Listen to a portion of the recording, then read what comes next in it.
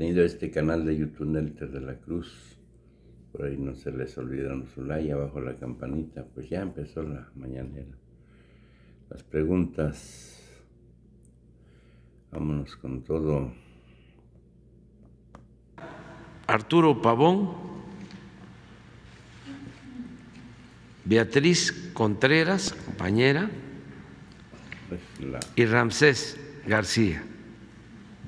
Muchas gracias. Buenos días, señor presidente.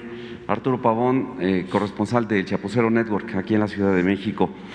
Bueno, pues para empezar, acerca de hacer la vida pública mucho más pública, esto obviamente le da mucha transparencia a la Cuarta Transformación y ayuda precisamente a otros gobiernos, seguramente, para que tomen sus medidas precautorias. En el caso de Iberdrola, estaba por cerrarse un contrato para poder adquirir una empresa norteamericana ya en Nuevo México, pero las autoridades encargadas de verificar esas transacciones tomaron en cuenta pues todos los problemas que ha tenido Iberdrola, checaron los contratos, se dieron cuenta que eran leoninos también para esa empresa y tomaron la experiencia de México.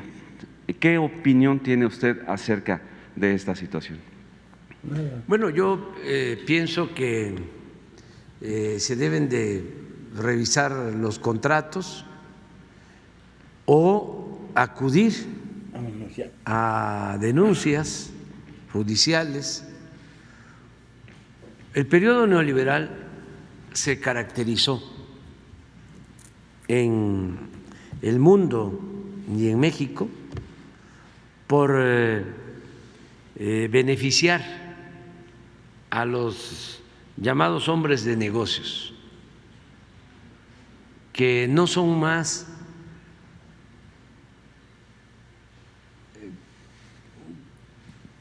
que traficantes de influencia, ni siquiera se les puede llamar empresarios, porque el empresario es un agente responsable.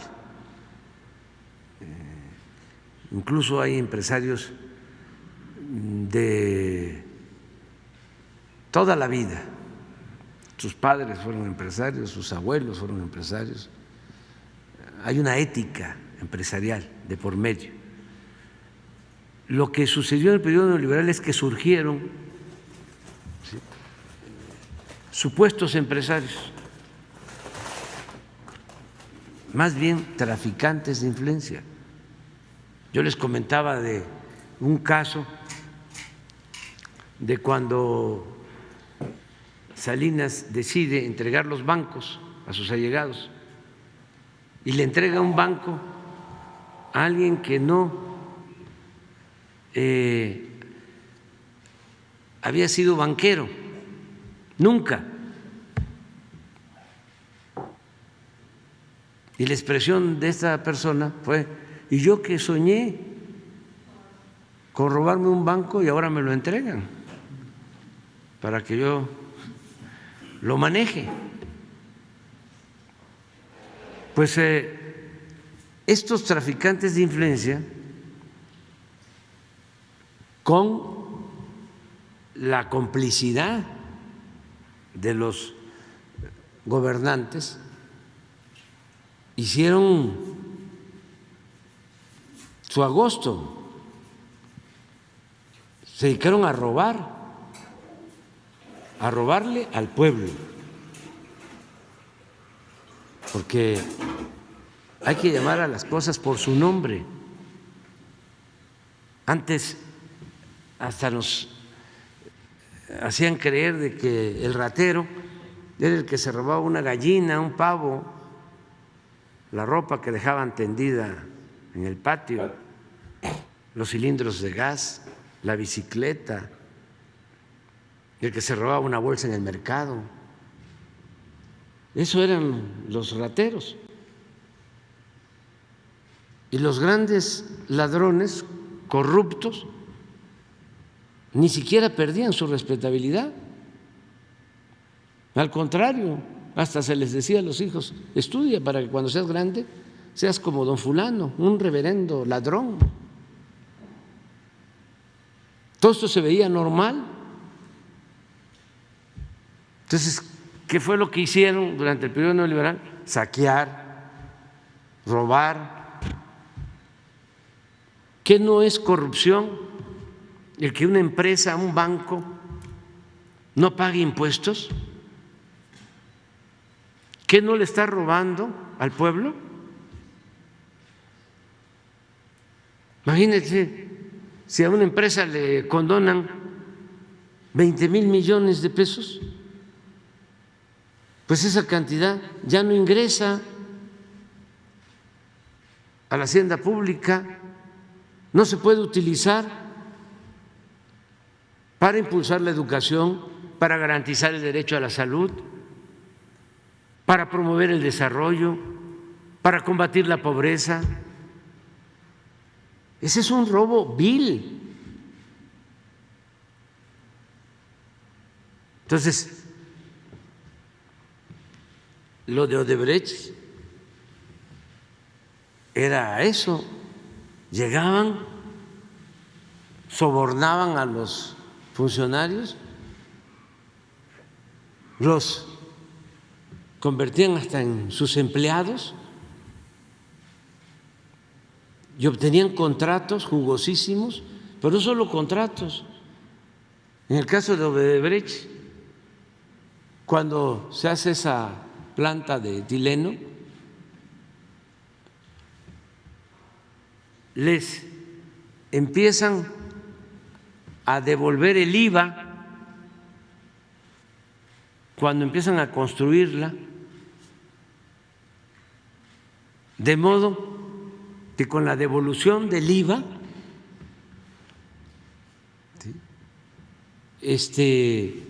construyen la planta. Con eso y con créditos de Nacional Financiera, de la Banca de Desarrollo. Puro influyentismo. Y todavía obligan a Pemex a que les venda gas subsidiado, y si no le entrega el gas, que Pemex dejó de abastecer de gas a sus plantas para entregarle gas a Odebrecht, y si no le entregaba el gas a Odebrecht en el contrato, tenía que pagar Pemex una multa. Pues ¿cuándo se firmó esto? Con el gobierno de Felipe Calderón y luego continuó con el gobierno de Peña Nieto. Lo de los gasoductos. Imagínense cómo tramaron este atraco. Inventan de que hace falta construir 12 termoeléctricas.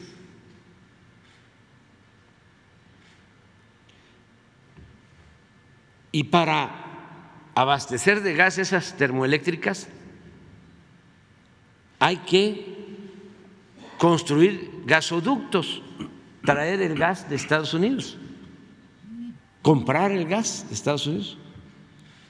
Entonces, no hacen las termoeléctricas porque ese no era el propósito, eso fue la pantalla. Y contratan los gasoductos con precios, cuotas elevadísimas,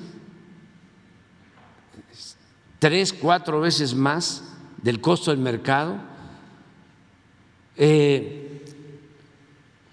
con cargo a la Comisión Federal de Electricidad. Y a los 20 años los gasoductos no pasan a formar parte de la Comisión Federal de Electricidad, sino siguen siendo de las empresas.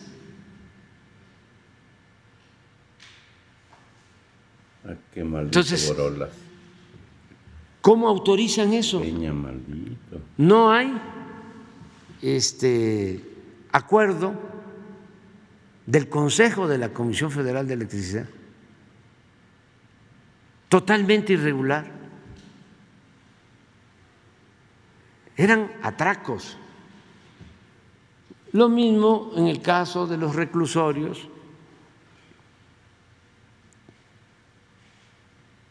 Privatizar los reclusorios, dar esos contratos. Lo mismo en el caso del petróleo.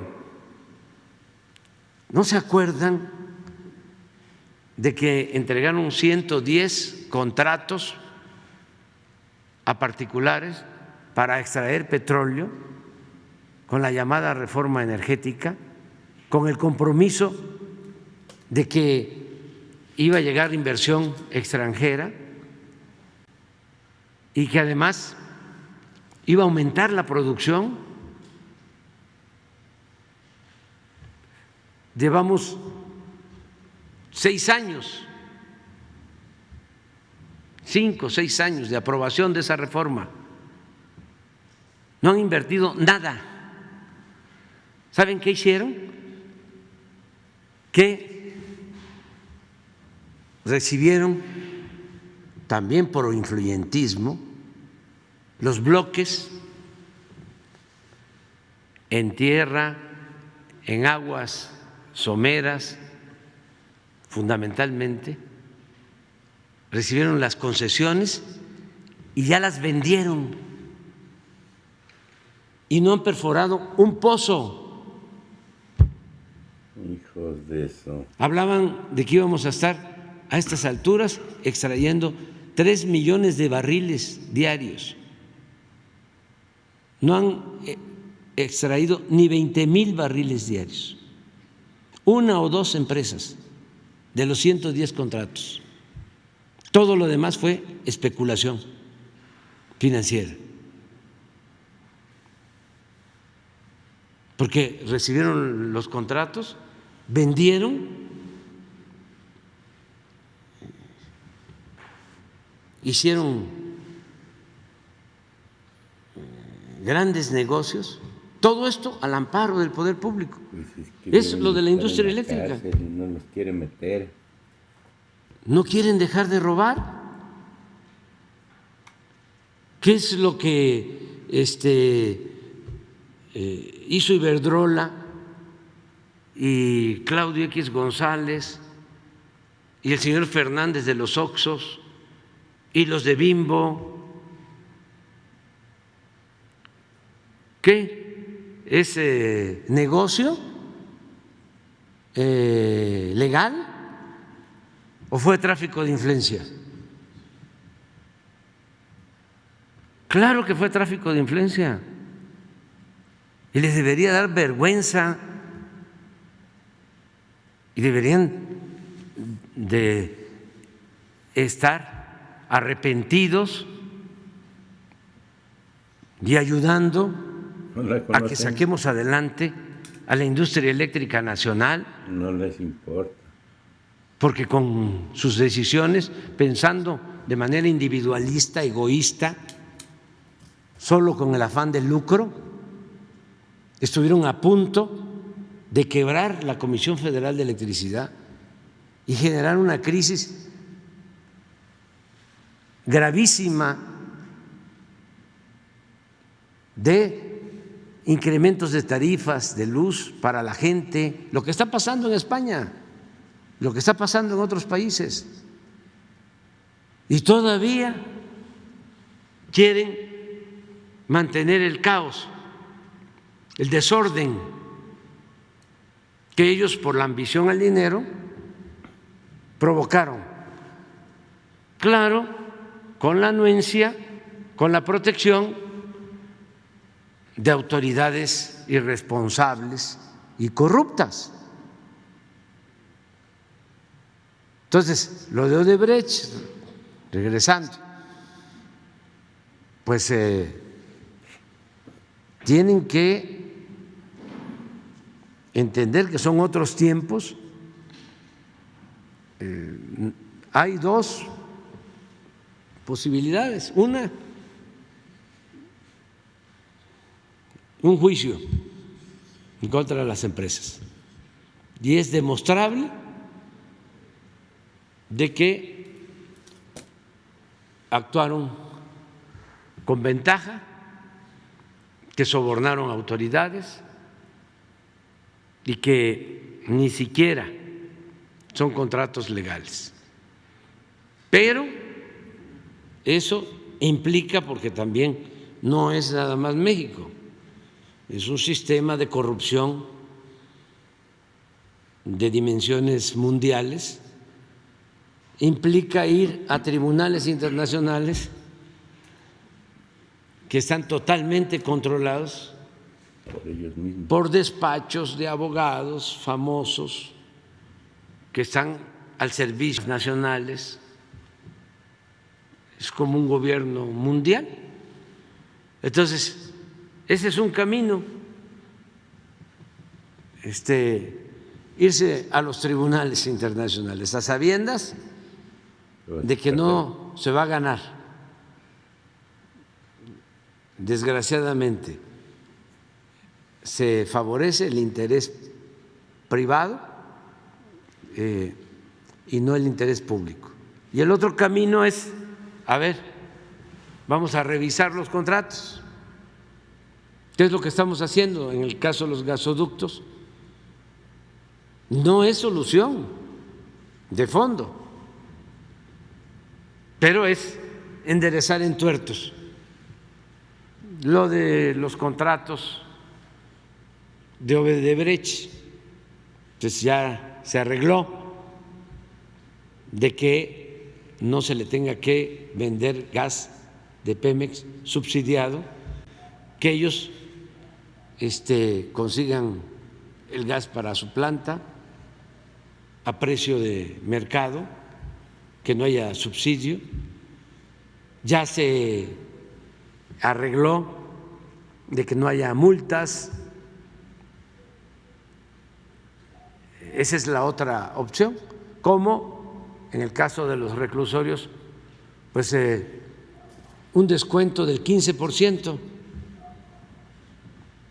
que nos va a significar ahorrarnos en 4 años 10,000 millones de pesos, 2,000 millones por año. Eso fue lo que se logró en la negociación con los empresarios de los reclusorios. Lo mismo vamos a hacer con las empresas que tienen el mantenimiento de las carreteras, que también se sirvieron con la cuchara grande. Tenemos que pagar como 10,000–12,000 millones de pesos por el mantenimiento de 10 carreteras, como 1,000 millones de mantenimiento de la carretera de Campeche a Mérida,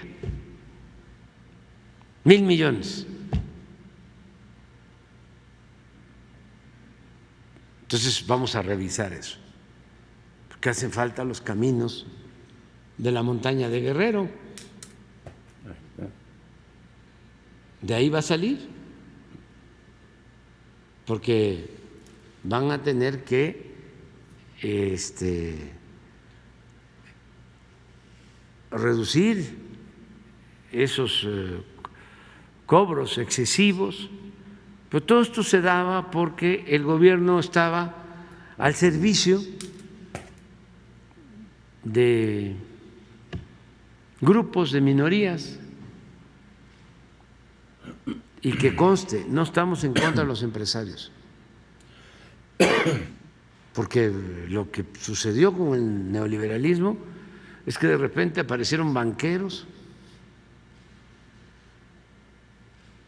les entregaron los bancos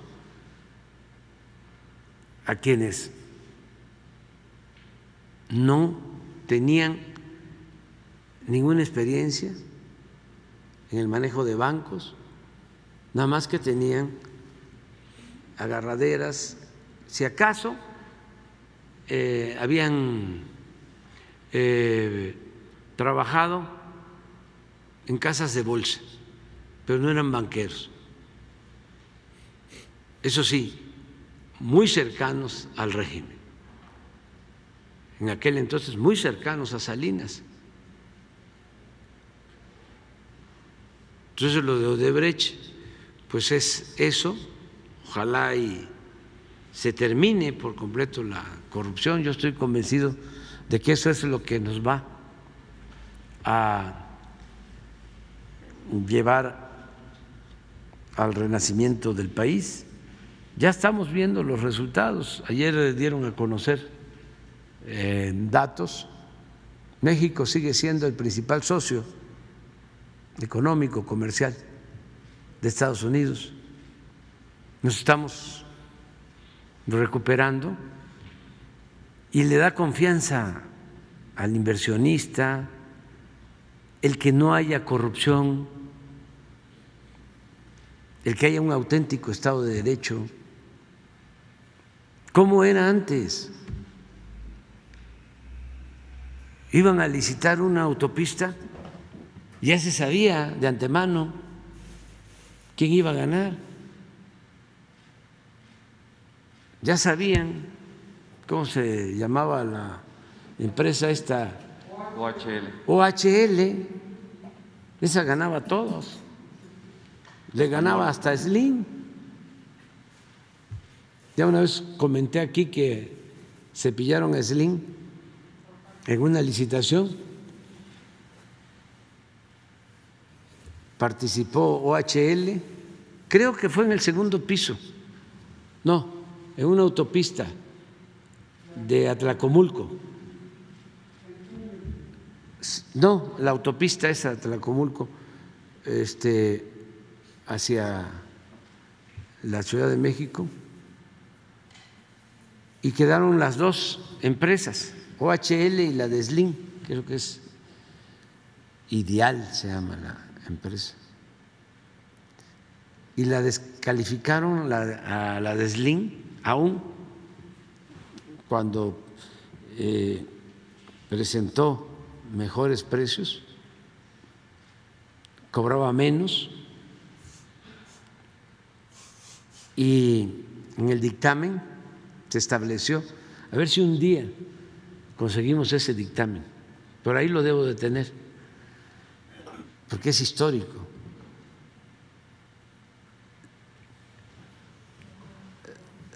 La descalificaron la empresa Slim por falta de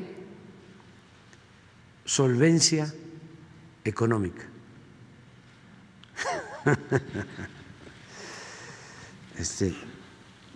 Y por eso le dieron a OHL.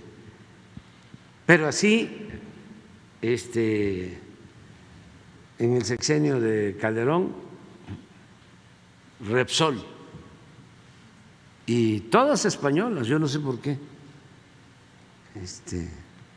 tanta complacencia con los españoles. Me refiero con los de arriba de España, con el poder, porque el pueblo español siempre va a tener todo nuestro respeto, toda nuestra admiración. Es un pueblo trabajador, es un pueblo bueno, pero los de arriba son como cuando vino Cortés o nos invadieron. Desde que llegaron se quedaron con el tesoro de Moctezuma, y el mismo Bernal Díaz del Castillo, que escribe la historia verdadera de la Nueva España, señala que pasaba el tiempo y se iba reduciendo el tesoro, o sea, se lo iban robando entre ellos mismos, y ya cuando lo reparten dice Bernal, ya nos toca muy poquito, pero esa mentalidad es la de todavía algunos de los de arriba, de los potentados, no del pueblo español, que es un pueblo trabajador, progresista, que merece todo nuestro respeto, toda nuestra admiración. Que de hecho Iberdrola allá en España tiene, aparte de las tarifas tan altas, que es lo que todos sabemos, lo que no se comenta es que tienen tarifas diferenciadas, es decir, en la mañana cuesta ciertos euros el voltaje, después en la tarde otra tarifa, en la madrugada, o sea que la mayoría de los españoles tratan de hacer sus actividades en la madrugada para aprovechar las tarifas más bajas. Y pues Felipe Calderón, integrante de Avangrid, era parte de las negociaciones para esta empresa allá en Nuevo México por parte de Iberdrola. Entonces, pues no, sí, tienen puro tráfico. Los Iberdrola, porque no solo contratan a políticos de derecha, los Iberdrola contratan a supuestos dirigentes de izquierda, tienen empleados del Partido Socialista, es el colmo, porque eso se puso de moda. De allá vino también eso, de que terminaban en el Partido Popular o en el Partido Socialista Obrero Español, en el PSOE, y pasaban a las empresas, expresidentes. Por eso aquí empezó a verse normal de que Calderón termina y se va a trabajar a Iberdrola, Zedillo termina y se va a trabajar a la empresa a la que se le entregaron los ferrocarriles nacionales. Aparte de corrupción, es completamente inmoral. Y secretarios, todos los que estuvieron en Pemex terminaban trabajando en empresas particulares vinculadas al petróleo.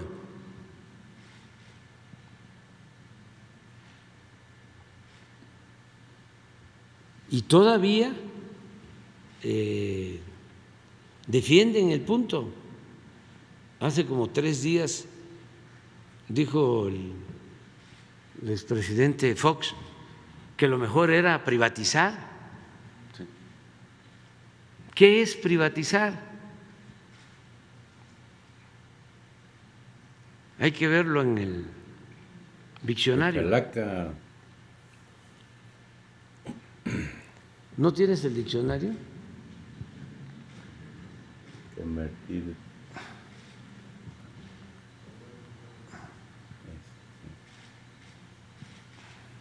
¿Cómo le llamaban al diccionario antes? Bienes privados. Tumbaburros. ¿Eh? Tumbaburros. No, le decían de otra manera.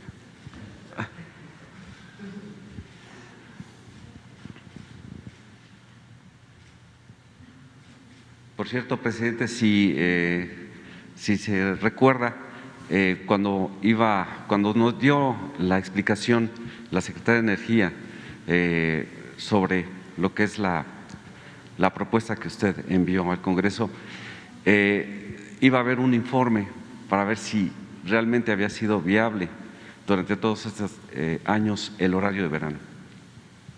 de verano. Sí, Sí. la gente está inconforme todavía con eso, pero al parecer sí ayuda. Debe de afectar, desde luego, o sea, hasta en las familias de uno, ¿no? Nos reprochan. A mí me hacen motines emocionales. Por eso y por otras cosas. Metiste Pero controversia. le vamos a pedir a Rocío que explique en qué se beneficia el país, que tengamos una buena información sobre eso.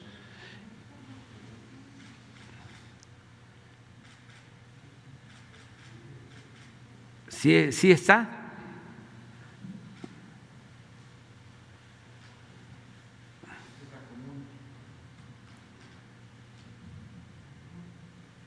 Aquí está. Esto es privatizar. No pueden sacar eso, no manches. Invertir. Transferir. Los aviones privados. Como sinónimo, trasladar.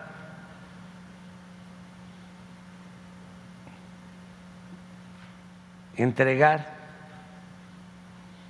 una empresa o actividad pública al sector privado. Volverlo público privado.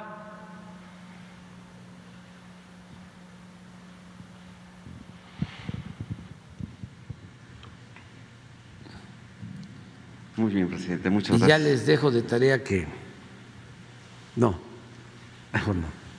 Yo voy a hablar de Saramago, pero no. Ya De nada lo más. que decía Saramago sobre las privatizaciones, ese gran escritor, Premio Nobel de Literatura. Nada más para terminar, tuvo una reunión usted con el presidente del partido Morena. ¿Cómo fue esa reunión?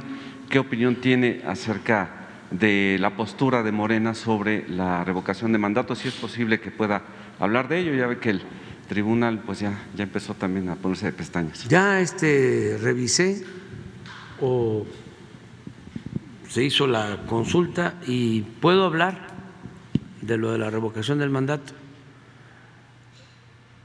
nada más sin pedir que voten por mí. Eso sí estaría mal. Y no es esa mi intención. Yo lo que quiero es que la gente participe, que los ciudadanos tengamos siempre un papel protagónico en la vida pública y que participemos en la consulta de revocación del mandato. Y llamo a todos, a los que están en contra de nosotros, a que voten en contra, porque de esa manera estamos ejerciendo un derecho y lo estamos ejerciendo de manera pacífica. No hay otro sistema más eficaz que el sistema democrático. Está probado que es lo mejor para enfrentar controversias, para decidir sobre conflictos. Lo mejor es acudir al pueblo, que es el soberano, es el que manda. Entonces, si no se está de acuerdo, pues hay que ejercer el derecho que se tiene a elegir y remover a la autoridad. El pueblo pone, el pueblo quita. Es totalmente antidemocrático decir no voy a participar. A nosotros nos tocó enfrentar el no voto durante mucho tiempo. Los que se sentían radicales llamaban a no votar, y con esto le hicieron siempre el juego a la derecha. Habían lugares en Chiapas en donde tenía influencias el zapatismo, llamaban a no votar y arrasaba el PRI. Arrasaban.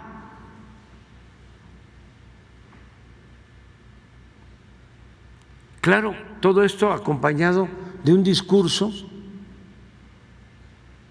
de que todos éramos iguales, que era lo mismo.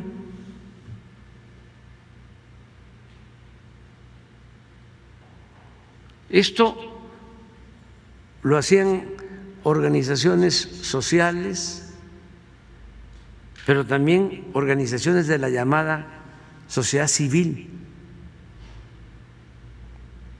Cuando veían de que teníamos posibilidades nosotros, llamaban a no votar.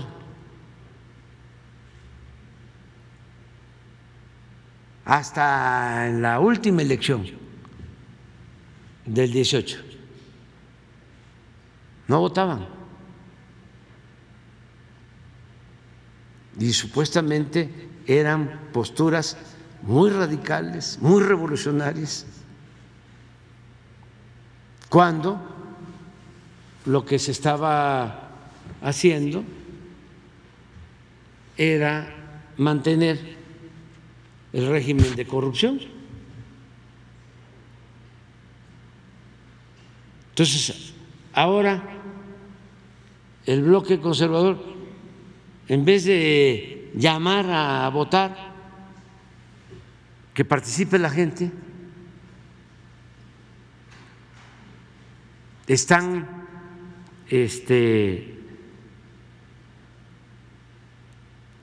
a punto, todavía no se descaran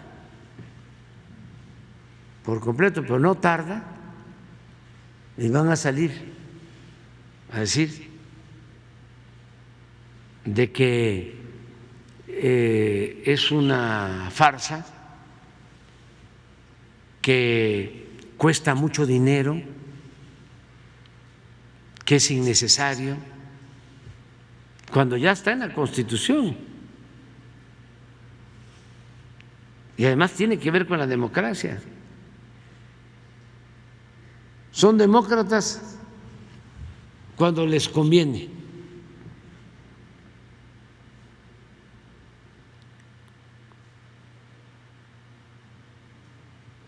Cuando gana un movimiento contrario a su pensamiento conservador, no, pues no hay democracia, no existe la democracia.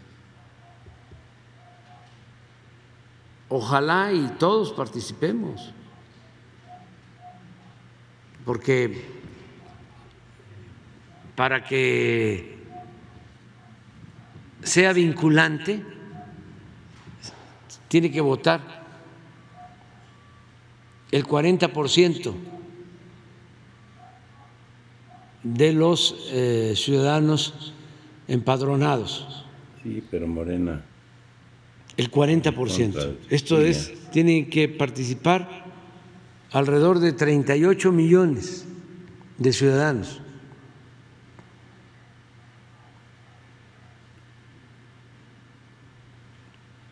Si todos cumplimos con nuestra responsabilidad y estamos a favor de la democracia, si somos sinceramente demócratas, pues claro que se puede superar ese porcentaje de 40%.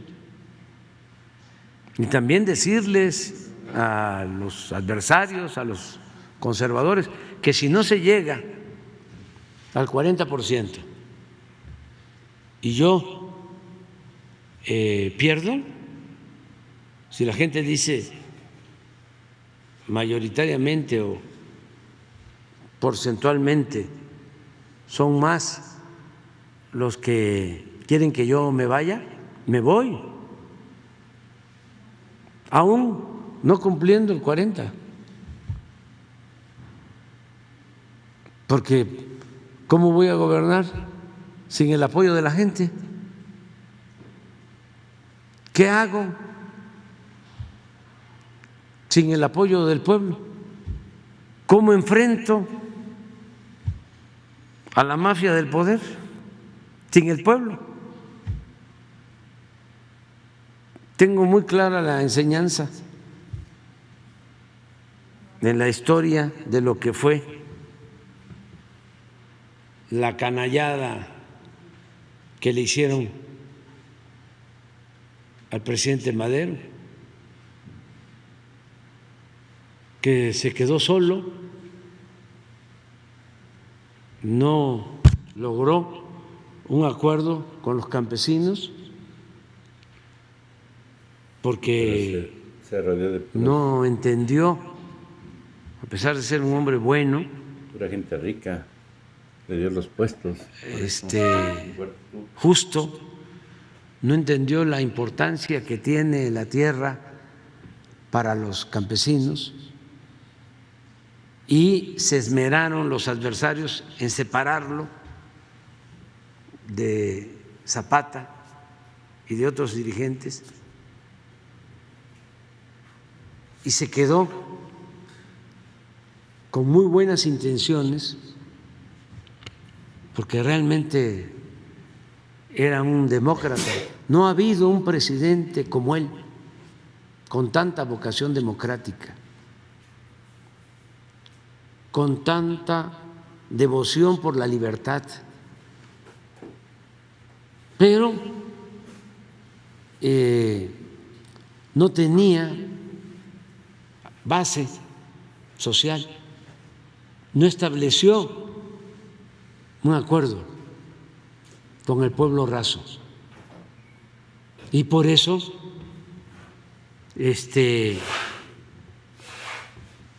fue víctima de una campaña tremenda de desprestigio en la prensa porfirista, que en el periodo de la dictadura se dedicó a callar y aplaudir, y de repente se vuelve opositora. Por eso nunca le perdonaron a Gustavo Madero, que lo asesinaron de manera cruel, cuando les dijo: le muerden la mano a quien les quitó el bozal, porque fue una campaña de prensa contra el presidente Madero vil, más los militares porfiristas, Huerta, venía de reprimir indígenas en la zona maya, en Guerrero, todos ellos se habían entrenado reprimiendo a comunidades indígenas para quitarles las tierras, las aguas durante el Porfiriato. Y termina el presidente Madero rodeado de ellos. Pues, ¿qué pasó? Lo traicionaron,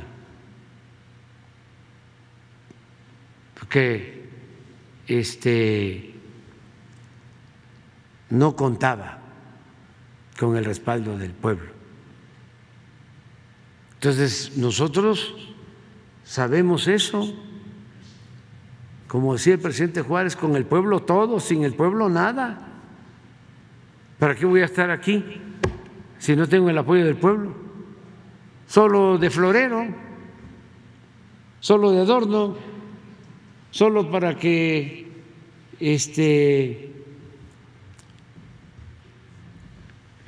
me digan presidente.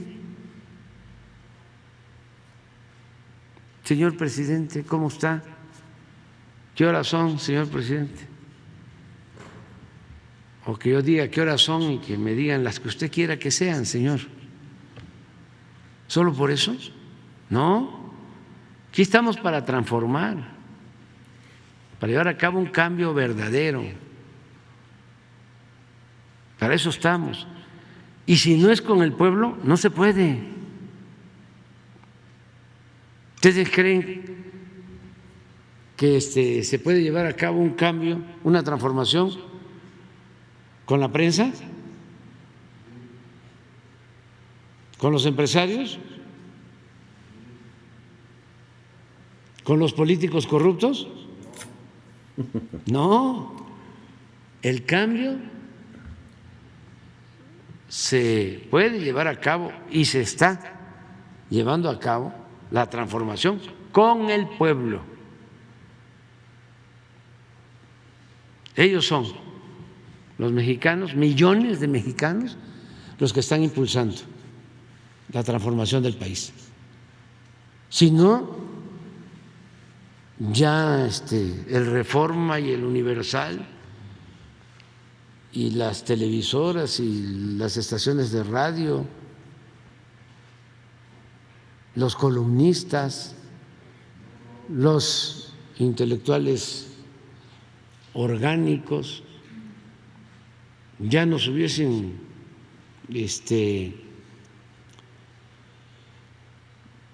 sometido, nos tendrían bocabajeados.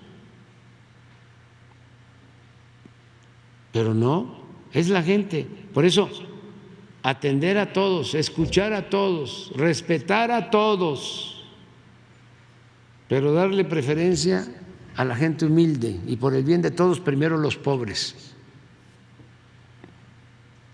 Que además hay algo adicional. La gente humilde es muy agradecida, es muy buena, no se siente sabionda, actúa con humildad.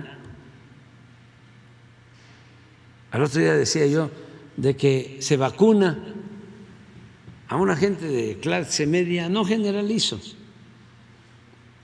pero llega al centro de vacunación, molesta, ya la atienden. ¿Cuánto tiempo va a durar? No, señora, no, señor, en poco tiempo. ¿Qué vacuna es? No quiero donde me vayan a meter ese chip comunista, No, señora, es Pfizer. Pues apúrese, ¿no? ¿Por qué se tardaron tanto? Porque tienen la obligación de vacunarnos. Es nuestro dinero. son nuestros impuestos. Y ahí van y ya la vacunan. Ni siquiera da las gracias. Una gente humilde, aún sabiendo de que es dinero del presupuesto y que es una responsabilidad del gobierno o de los servidores públicos vacunarlo, va en silencio, con humildad, lo vacunan. Muchas gracias, muchísimas gracias.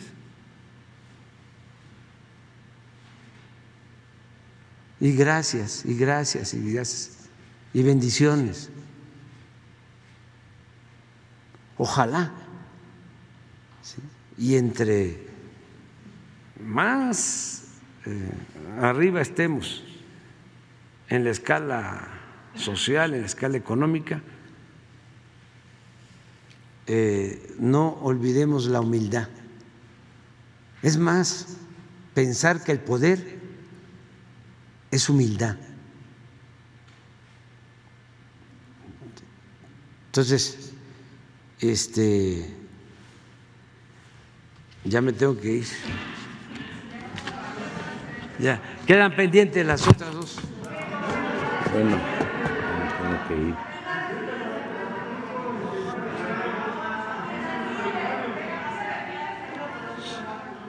Fin de semana vamos a hacer reuniones de evaluación en refinerías. Vamos a las refinerías. Vamos a las refinerías, vamos a Tula, vamos a Salamanca y vamos a Madero. Pero son reuniones de trabajo. ¿Dónde se va a quedar? ¿En alguna instalación oficial del No, en un hotel, sí. Y salimos el lunes al mediodía y regresamos el martes. Solo no vamos a tener